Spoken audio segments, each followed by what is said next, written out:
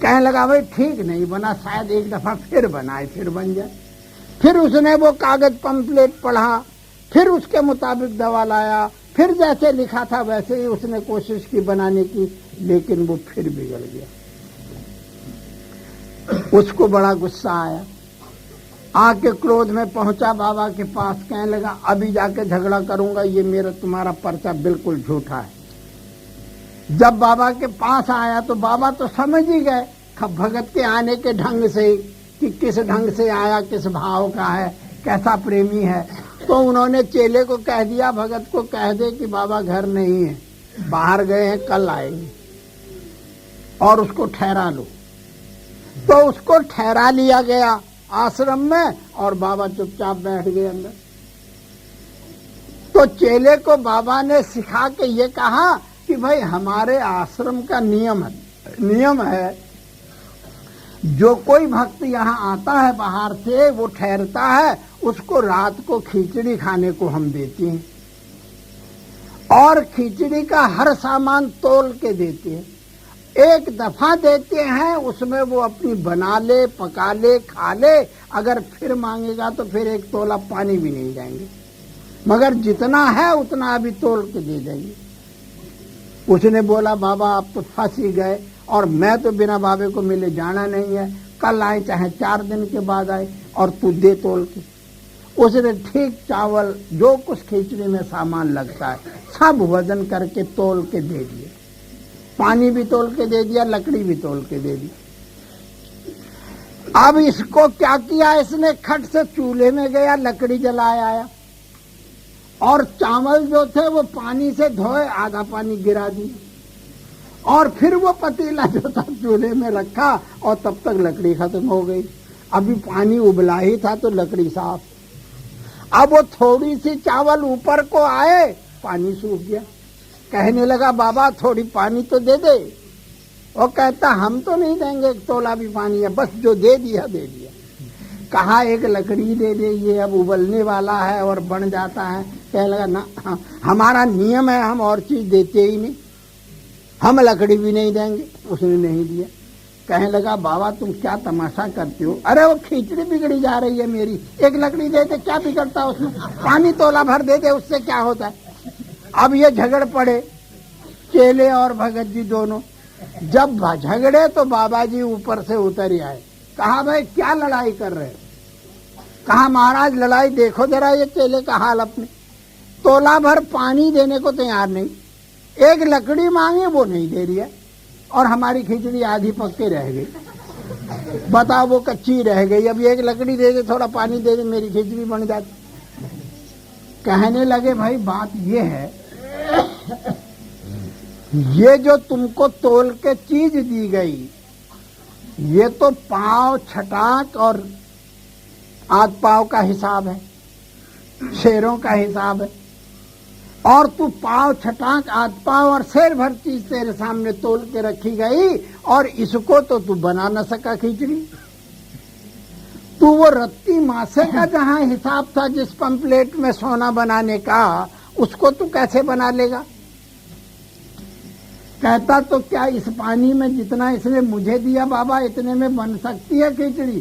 कहा जरूर बनेगी, अगर न बने तो फिर अभी इसको सजा देंगे। फिर उतनी चीज तोल के मंगवाई गई और उसको कहा बनाओ। अब वो चेला जब बनाने लगा, वो तो तजुर्बेकार था, वो तो पहले ही चावल धो के बस ठीक करके रख लिया, उसमें चावलों में डाल दिया पानी में, और नमक मिर्च मसाला डाल के चूल्हे के ऊपर रख दिया, फिर आहिस्ते से लकड़ी जलाना शुरू किया। और वो ऐसे ढंग से लकड़ी जलाया कि बस ठीक खिचड़ी बन के तैयार हो गई। कह लगा देख वही चीज इसने बनाई और वही तेरे को दी, और तूने ऐसे खराब कर दी तो इसने फिट बना दी। अगर तू भी उस कीमियागरी के नुस्खे को सीखना चाहता है तो कुछ दिन तू बनाने का जिसको तजुर्बा है उसके शरण में रहो, उसके अनुशासन में रहो, उसकी आज्ञा का पालन कर, तब जाकर के ये बात हाथ आएगी। ये किताबों से हाथ नहीं आएगी, ये सीना इल्म है, सफीना इल्म नहीं। दो इल्म होते हैं, एक सफीना इल्म होता है जो किताबों में लिखा हुआ है, पढ़ लिया और हो गया। एक सीना इल्म होता है जो सीने से सीने में उतरता है, और कब उतरता है, कैसे उतरता है, ऐसे थोड़ी उतर जाता है, पहले उसका अधिकारी बनाया जाता है। एक फकीर मुसलमान जाता है एक बाबा के पास, बहुत पहुंचे हुए बाबा थे, कहने लगा मैंने सुना है सरकार आपके पास एक मोती है, तो क्या आप कृपा करके वो मोती मुझको कीमत में दे दीजिए। बोले भाई कीमत तो तुम उस मोती की दे ही नहीं सकते, सारा त्रिलोकी का धन हमको तुम दे दो उसके बदले, तो उसकी कीमत नहीं पूरी होती, तू उसको कीमत में कैसे दे देगा। तो कहा सरकार फिर मुफ्त ही कृपा कर दो। कहने लगे अगर तुझको मुफ्त दे दूं तो तू उसकी कदर नहीं करेगा। कोई चीज आदमी को मुफ्त मिल जाती है तो वो उसकी कदर नहीं करता, और वो समझता ये मामूली चीज होगी, फेंक देता है। अगर तेरे से कीमत मांगू तो तेरे पास उतना धन तेरे पास का है, वो वरुण कुबेर यम के पास नहीं, तू किस गिनती में, तू कहां से उसकी कीमत भरेगा। तो कहा महाराज फिर किसी तरीके से क्या वो मोती मुझे मिल सकता है। कहा हाँ मिल सकता है, एक बात है, क्या वो कृपा से मिल सकता है, हम खुश हो जाए दे दें, हमारी मर्जी, मगर तुम पहले उसके अधिकारी बनो। कहा उसका अधिकारी मैं कैसे बन सकता हूं। वो बहुत बड़ा आदमी था, वो अरब के देश के बादशाह का वजीर था। एक दफा राजा ने उसको सरोपा भेंटा किया, सरोपा इनाम में दिया, बहुत कीमती चीज कपड़ा दिया, कीमती उसको सरोपा दिया। तो वो बेचारे को खांसी आ गई, वो कपड़ा हाथ में लिया था ऐसे कर दिया उसने, बादशाह की नजर पड़ गई, कहने लगा ओए कमबख्त इधर आओ। खट से बुलाया उस वजीर को, कहा कि तुझे शर्म नहीं आई, मैंने इतना ऐसा तोहफा तेरे को दिया, बादशाह की दी हुई नियामत, और तूने मुंह पहुंच लिया उससे, मेरी दी हुई चीज का तूने अपमान किया। उसके दिमाग को एक ठोकर लगी और उसने वो कपड़ा उठा के उसके आगे रख दिया, कहा सरकार ये आप वापस ही। अब राजा और चक्कर में पड़ा कि ये इतने में इतना गुस्सा आ गया इसको कि इतना ढीठ भी हो गया कि अब वो मेरी चीज मेरे को वापस भी करने लग पड़ा। कहा ये क्या बात है, इतना क्रोध, इतना तेरा दिमाग खराब हो गया, क्या बात है, क्यों तूने किया। कहा सरकार मुझे आपने बहुत बड़ा उपदेश दे दिया। कहा क्या उपदेश हुआ तेरे को। कहा तूने तो ज्यादा से ज्यादा ये 1000 रुपये की पोशाक होगी जो तूने दी,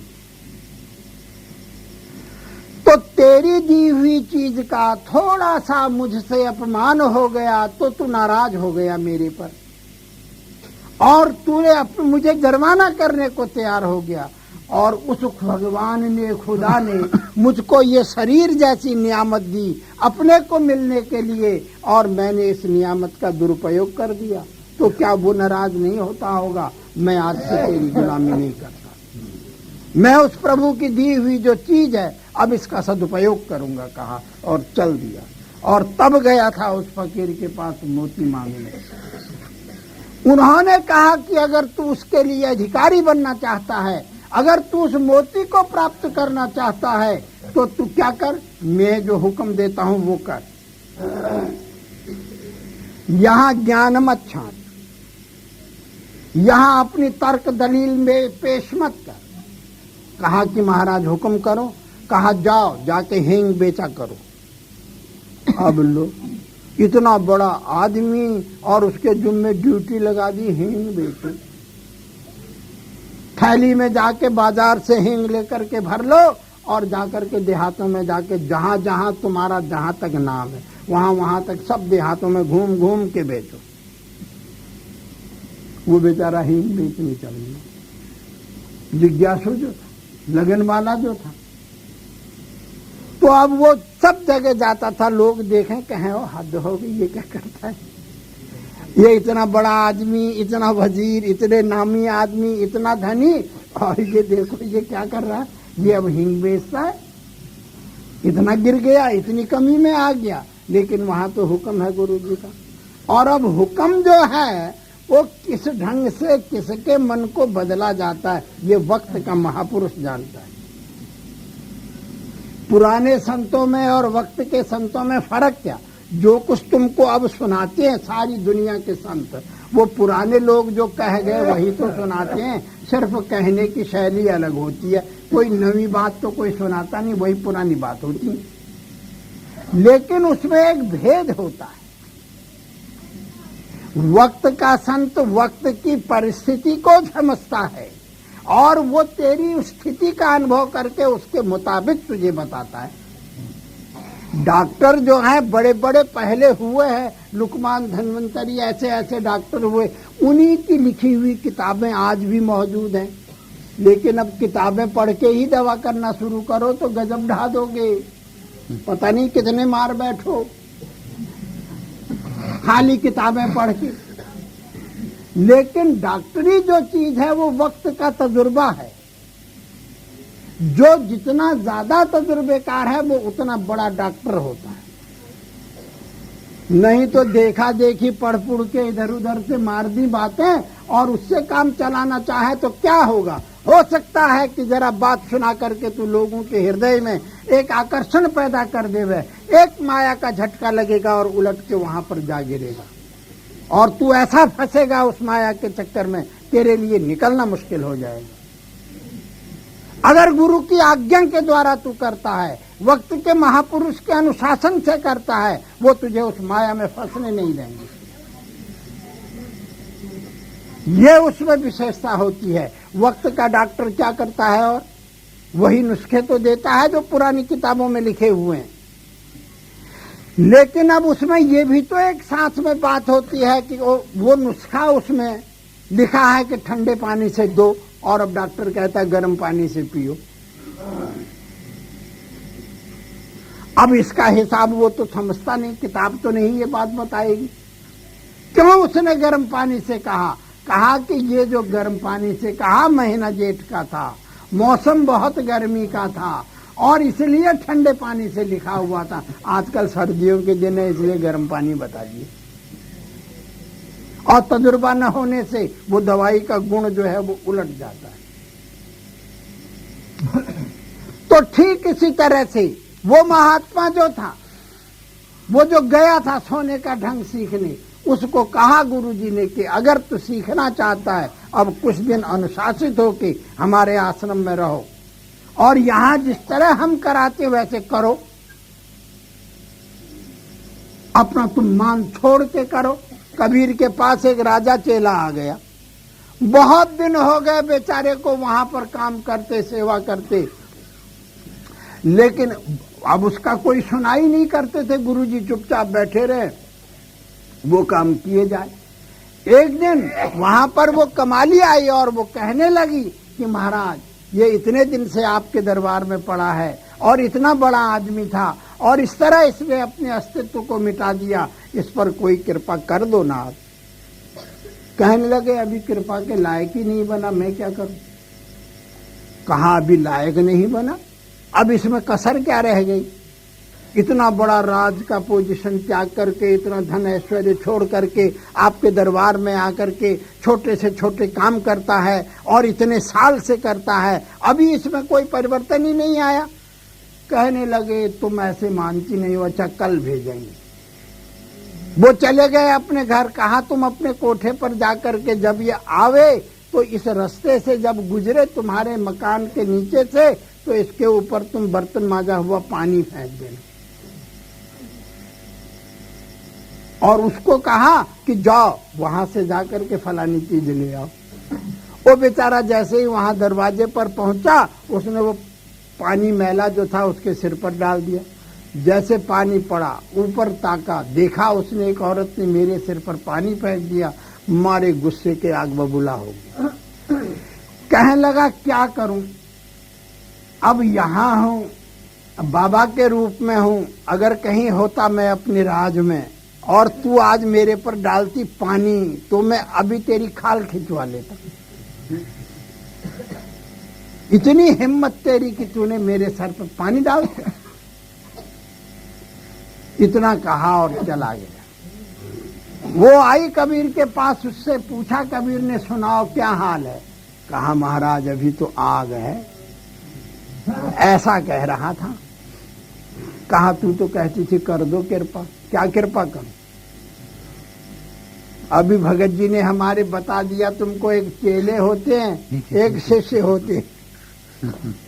तो बहुत अच्छी बातें कही, हम बहुत खुश हुए उनके भाव से, और हमें उनके भाव ने बड़े प्रभावित किया। और हम इस बात का दावा करते हैं, जैसा उन्होंने कहा वो अपने जीवन